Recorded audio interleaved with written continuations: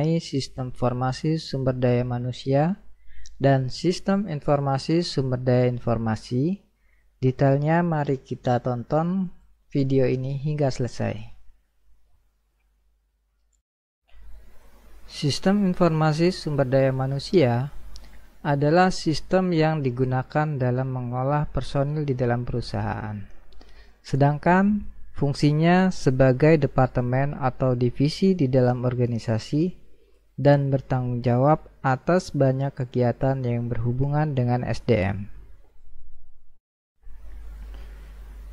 Kegiatan utama bagian SDM dimulai dari perekrutan dan penerimaan.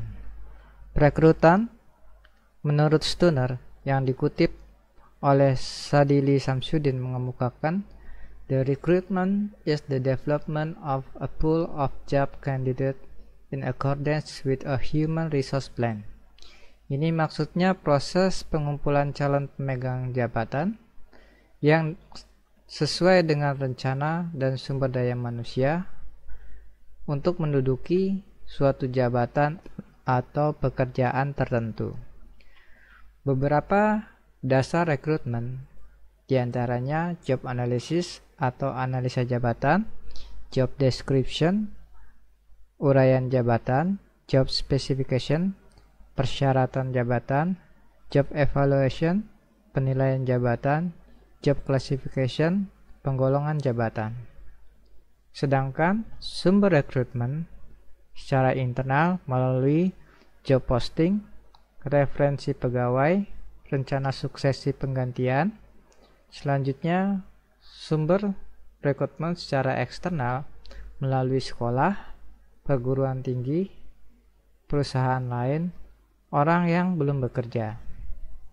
Metode untuk rekrutmen secara eksternal biasanya menggunakan iklan, surat kabar, televisi, radio, rekrutmen melalui internet, agen tenaga kerja, perusahaan pencari eksekutif, rekrutmen khusus, rekrutmen di perguruan tinggi, pemagangan, asosiasi profesi, referensi pegawai. Sedangkan penerimaan merupakan hal yang paling penting bagi perusahaan untuk memperoleh calon karyawan baru yang kompeten.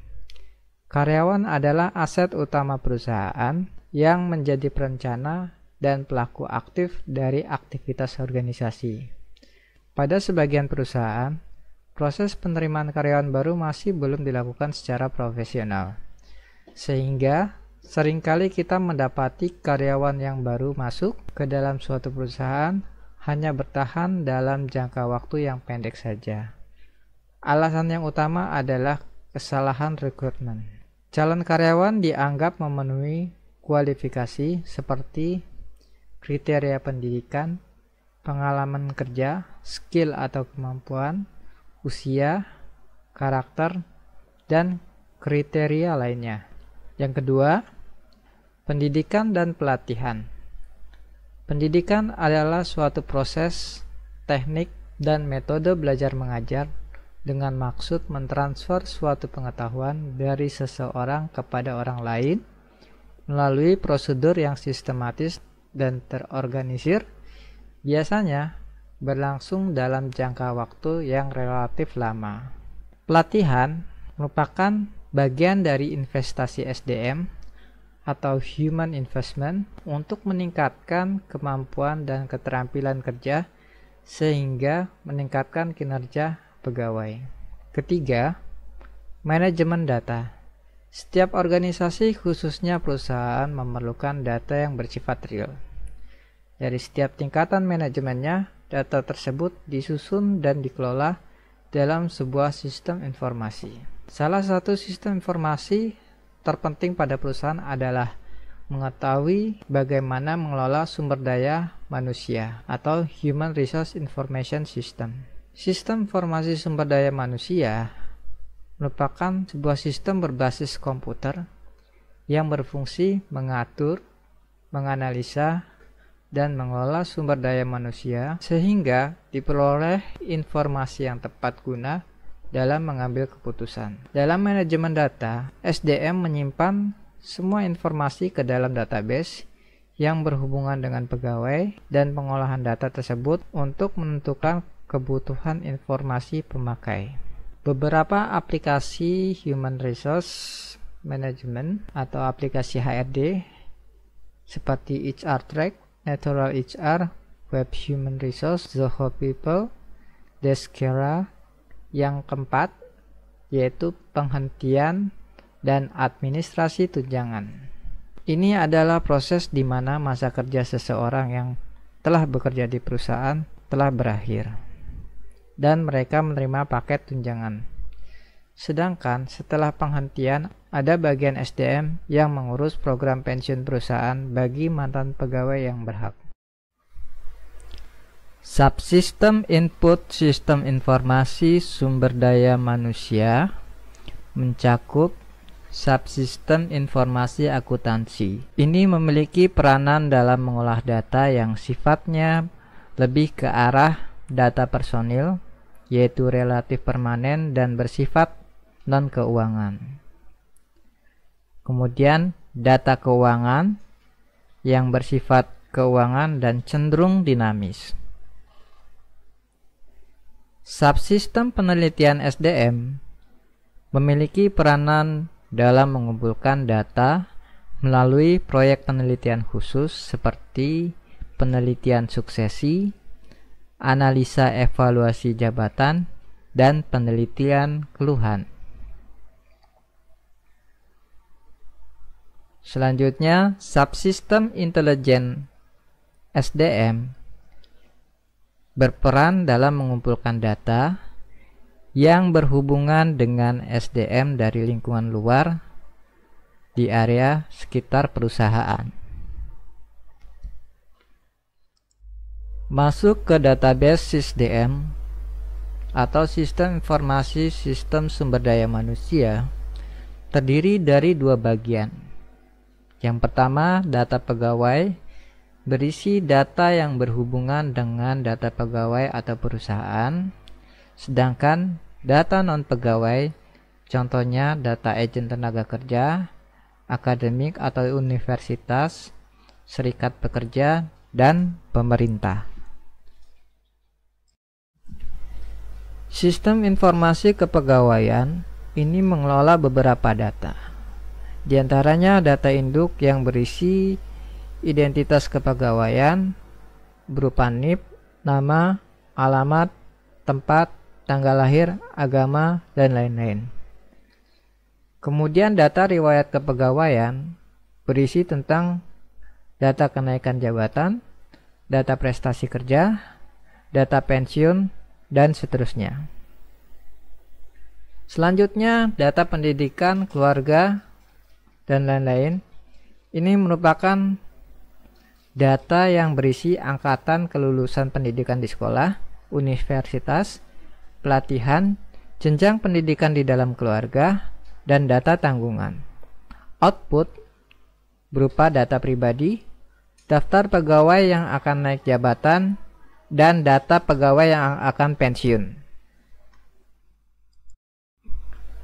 Output dari subsistem informasi SDM berupa perkembangan angkatan kerja dimulai dari jenis kegiatan, mencakup status angkatan kerja, yaitu status bekerja, penganggur, tingkat partisipasi angkatan kerja dalam persentase, tingkat pengangguran terbuka dengan persentasenya, dan pekerja tidak penuh yang dikategorikan setengah penganggur, bekerja paruh waktu, dan bekerja di bawah 15 jam per minggu. Hingga pergerakan data per tahun yang memungkinkan manajemen untuk mengidentifikasi kebutuhan pegawai di masa depan. Pada subsistem perekrutan ini berperan dalam proses pencarian dan pemikat para calon karyawan atau pelamar yang mampu untuk melamar sebagai karyawan. Proses ini bermula dari permintaan khusus dari manajer kepada bagian perencanaan SDM dalam hal lowongan pekerjaan yang tersedia, dalam arti membutuhkan tambahan pekerja. Bagian SDM menganalisa informasi jabatan bersama manajer, menerapkan prosedur dengan menentukan tanggung jawab dan persyaratan, keterampilan pekerja, dan jenis orang yang akan dipekerjakan. Di persyaratan jabatan, catatan mengenai syarat-syarat orang yang minimum harus dimiliki untuk menyelesaikan pekerjaan dengan baik. Metode-metode penarikan terdapat beberapa tahap, di antaranya 1. Penerimaan pendahuluan pelamar. 2. Serangkaian tes-tes untuk menguji pengetahuan karyawan. Ketiga, wawancara untuk seleksi. 4. Pemeriksaan referensi. 5. Evaluasi medis. 6. Wawancara akhir. Dan ketujuh, keputusan penerimaan karyawan, sehingga hasilnya mendapatkan pelamar yang memenuhi sesuai dengan kebutuhan atau memuaskan dari spesifikasi yang diharapkan. Pada subsistem manajemen angkatan kerja, menggunakan aplikasi untuk mengetahui pengembangan angkatan kerja yang sudah dilakukan.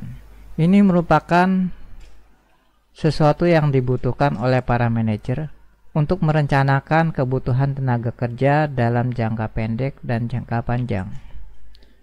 Informasi ini meliputi tentang analisis perputaran tenaga kerja dan perencanaan tenaga kerja itu sendiri.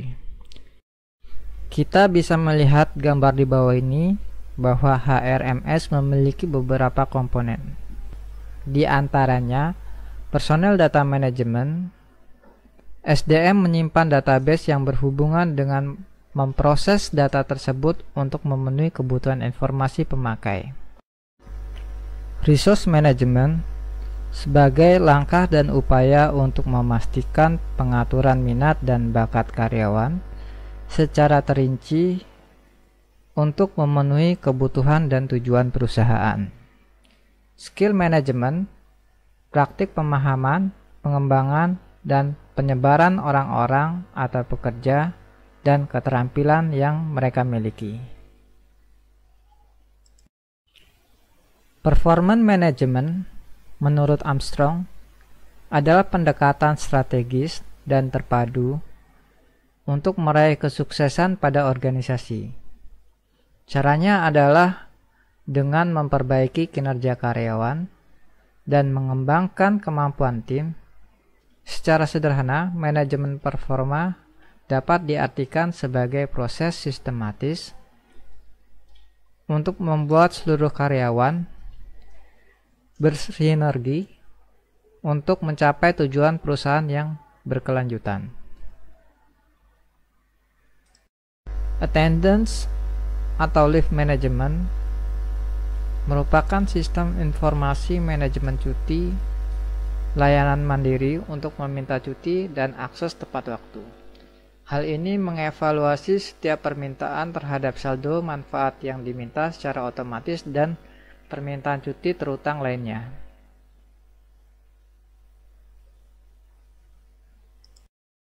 Training administration.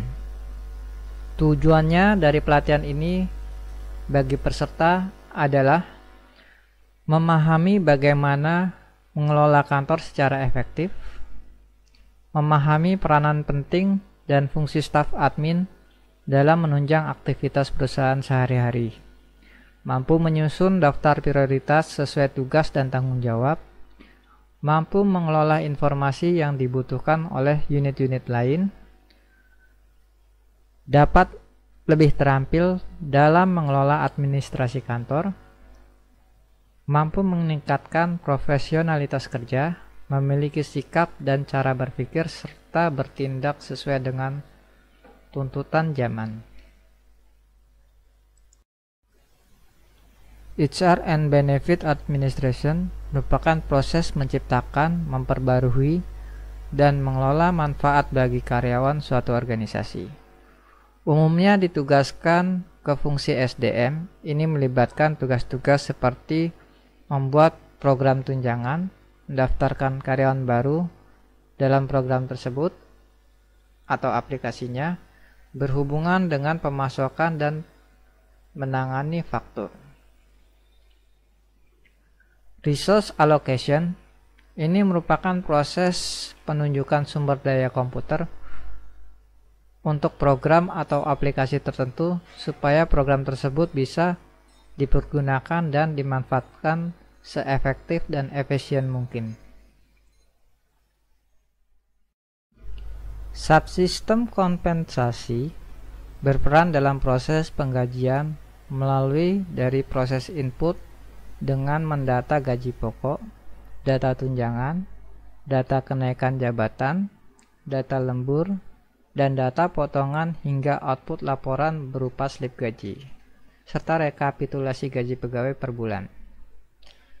Melalui implementasi HRIS, karyawan bisa mengakses beberapa layanan seperti layanan mandiri, sistem laporan keuangan secara personal, atau bagian SDM mendapatkan laporan secara global atau secara lengkap, akses laporan pajak, klaim, dan tunjangan, fleksibel payroll tanpa kertas atau paperless, sistem cuti terintegrasi, melacak absensi dengan akurat, akses tanpa batas bagi administrator. Subsistem tunjangan menyediakan paket tunjangan baik bagi pegawai yang masih bekerja maupun yang pensiun. Subsistem pelaporan lingkungan bertanggung jawab kepada pihak yang berkepentingan di luar perusahaan melalui beberapa komponen. Rural development merupakan proses peningkatan kualitas hidup dan kesejahteraan ekonomi masyarakat yang tinggal di daerah pedesaan. Seringkali daerah yang relatif terisolasi dan jarang penduduknya. Education and skill development, proses di mana peserta didik dan pekerja secara sistematis diberikan pembelajaran yang dibutuhkan sebagai kualifikasi untuk suatu pekerjaan atau berbagai pekerjaan di bidang pekerjaan tertentu. Sanitation atau sanitasi adalah proses menjaga kebersihan dan kesehatan tempat, terutama dengan menyediakan sistem pembuangan limbah dan pasokan air bersih. Disaster relief adalah penanggulangan bencana atau manajemen darurat mengacu pada proses menanggapi situasi bencana, memberikan bantuan kepada manusia, kepada orang-orang dan komunitas yang menderita dari suatu bentuk bencana. Environmental sustainability atau kelestarian lingkungan didefinisikan sebagai interaksi yang bertanggung jawab dengan lingkungan untuk menghindari penipisan atau degradasi sumber daya alam dan memungkinkan kualitas lingkungan jangka panjang. Praktik kelestarian lingkungan membantu memastikan bahwa kebutuhan penduduk saat ini terpenuhi tanpa mengganggu kemampuan generasi mendatang untuk memenuhi kebutuhan mereka. Sistem informasi sumber daya informasi memiliki 3 pilar utama transformasi bisnis sebuah perusahaan, yaitu people, process, dan teknologi. Ketiga pilar tersebut sangat berkaitan erat satu dengan lainnya. Saat ini adalah eranya di mana pengetahuan teknologi akan memudahkan manusia dalam menjalankan aktivitas. People, perusahaan terdiri atas kumpulan orang yang saling bekerjasama untuk mewujudkan visi dan misi organisasi. Hubungan stakeholder yang terjalin antara semua pihak yang terlibat, baik pemilik perusahaan, pengelola, dan mitra sangat dipengaruhi oleh kualitas orang yang dimiliki oleh perusahaan. Aspek manusia saat ini bukan lagi dianggap sebagai sekedar sumber daya perusahaan, namun sudah dinilai sebagai sebuah aset atau modal utama bagi perusahaan. Pengelolaan potensi manusia ini sudah tidak lagi menggunakan pendekatan ala human resource, namun melalui human capital. Prinsip dari pendekatan ini secara sederhana adalah memandang bahwa karyawan adalah sebagai mitra perusahaan, dan semua komponen ini masuk ke dalam kelompok SDM dan organisasi. Proses, semua pihak yang terlibat baik internal maupun eksternal akan saling bekerja sama dan berkolaborasi guna memastikan pekerjaan-pekerjaan di perusahaan akan terselesaikan dengan baik. Cukup atau banyaknya proses yang terdapat di dalam suatu perusahaan, termasuk perusahaan skala mikro atau kecil, secara umum terdapat dua jenis, yaitu proses inti atau core process dan proses pendukung supporting process. Proses inti mengacu kepada rangkaian aktivitas yang secara langsung berhubungan dengan produk atau layanan kepada pelanggan. Misalnya pada industri manufaktur, proses inti penyebaran pada fungsional pembelian material, produksi, gudang, dan kontrol kualitas.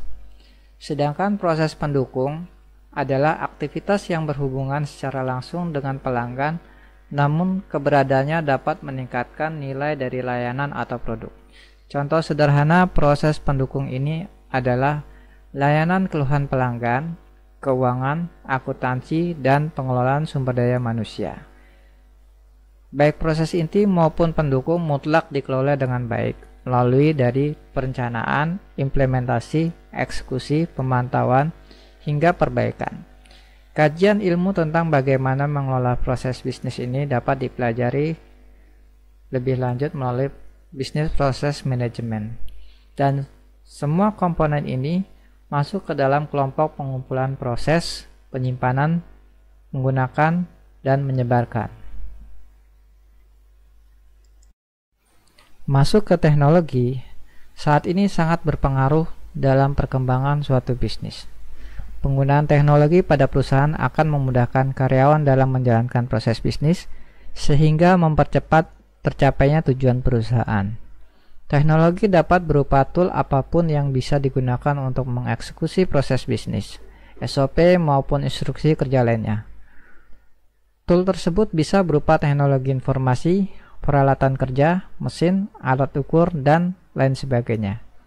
Penggunaan teknologi haruslah berdampak terhadap efektivitas dan efisiensi kerja baik di dalam tataran personal, fungsional, maupun perusahaan secara keseluruhan.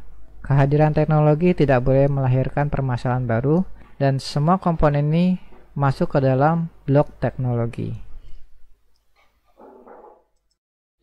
Sistem informasi sumber daya informasi dikelompokkan sebagai berikut.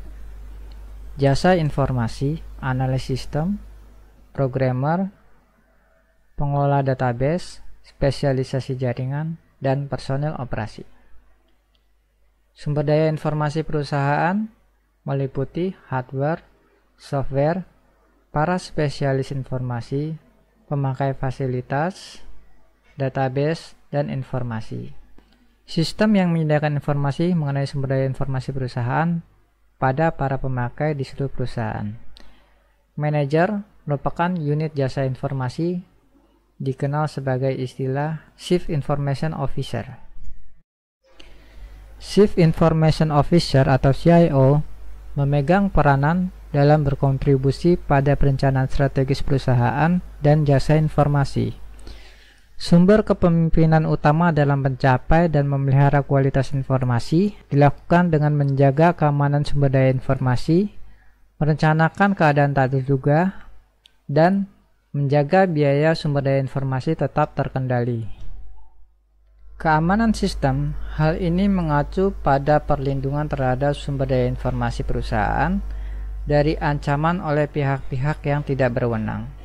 Sedangkan tujuan dari keamanan diantaranya kerahasiaan, ketersediaan, dan integritas. Gangguan terhadap sistem informasi bisa terjadi karena faktor sengaja atau faktor ketidaksengajaan.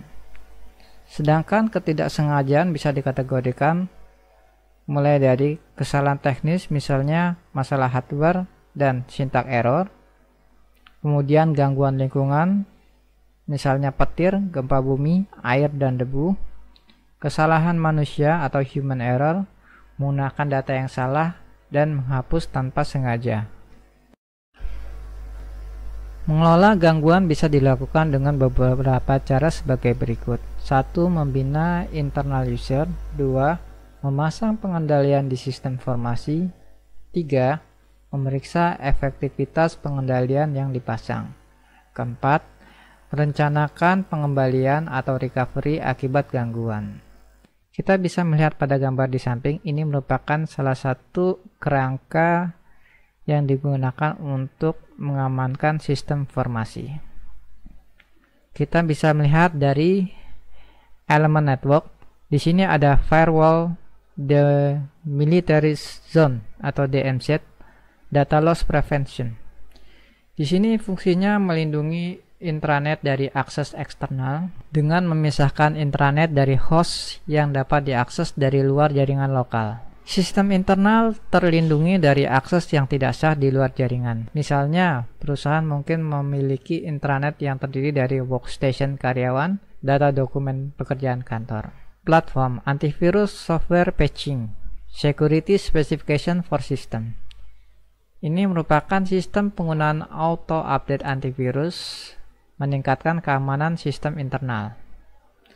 Application, secure coding, security specification.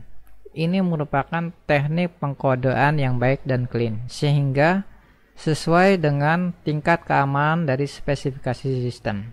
Data, file and data encryption, enterprise rights management. Ini merupakan penanganan manajemen dalam melindungi file dan data perusahaan.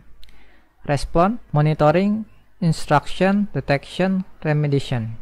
Ini maksudnya pemantauan, deteksi, instruksi, remedisi, atau clean up.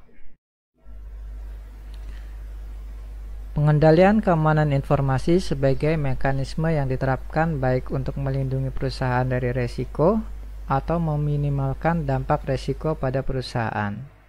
Dapat dilakukan melalui pengendalian secara teknis, pengendalian formal, dan yang terakhir adalah pengendalian secara informal.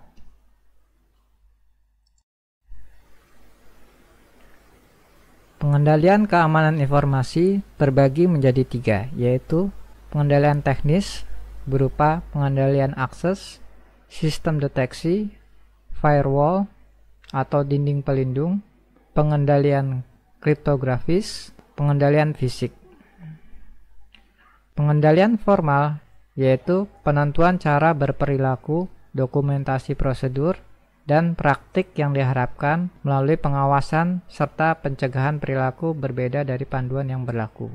Yang terakhir yaitu pengendalian informal melalui program-program pelatihan dan edukasi serta program pembangunan manajemen. Strategi pengurangan biaya manajemen informasi dimulai dari konsolidasi, yaitu mengurangi jumlah sumber daya informasi yang terpisah dengan cara sentralisasi. Downsizing, hal ini melakukan dengan transfer berbagai aplikasi berbasis komputer dari konfigurasi peralatan besar berupa mainframe ke platform yang lebih kecil, misalkan komputer mini dan LAN berbasis personal komputer. Smart sizing, pemindahan ke sistem yang kurang mahal tetapi penuh daya. Outsourcing mengontrakkan keluar semua atau sebagian operasi komputer perusahaan kepada organisasi jasa di luar perusahaan. Keuntungan pengurangan biaya, smart sizing dilakukan dengan cara pengurangan biaya, user friendly, lebih cepat dalam menjalankan sistem, user dapat berpartisipasi dalam pengembangan sistem, user dapat berkomunikasi dengan staf IT dengan cara yang lebih baik. Sedangkan outsourcing, pengurangan biaya, dapat memperkirakan biaya-biaya di masa depan.